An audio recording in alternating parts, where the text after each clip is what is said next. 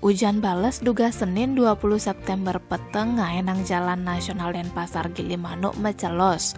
Ulian sing kuat naan yeh bes gede. Perbekel desa Penyaringan Imade Dreste Nyelasang, ujane ane tuun uli jam 4:30 sanje, ngeranang yeh meluap ngemem umah warga di Banjar Anyar Kelod, ajak Banjar Tembles, desa Penyaringan, Kecamatan Mendoyo. Ada aja ke dase kakak umahne uwuk ulian kene blabar. Liu masih barang-barangnya ane anyud. Sing di Kecamatan Mendoyo Dogen, blabar masih ada di Banjar Sebual, desa Dangin Tukad Aye, Kecamatan Jemberane. Yehe meluap ngenain umah wargane uli jam 5 sanje. Kelian Banjar adat Sebual Iwayan Wikrame Wardana Nyelasang, ye mecelep uli jam 7 peteng.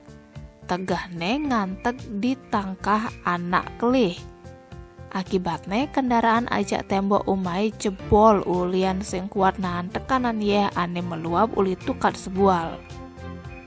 Gitu masih perumahan di Kelurahan Baler Baleagung, ajak desa Kaliakah Kecamatan Negara, Kelurahan Pendem ajak Kelurahan Dauh Waru Kecamatan Jemberane kene blabar. Ujane bales masih ngeranang tanai embit di Banjar Munduk Kemuning, desa Manis Tutu Kecamatan Melayu.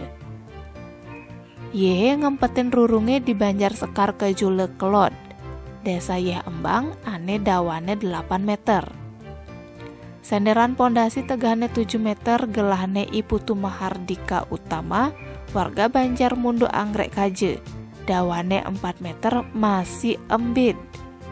Kepala Pelaksana BPBD Kabupaten Jemberane Iputu Agus Artane Putra Nyelasang, time langsung turun ke lokasi ngadang pendataan. Tim Bali Express ngelaporang.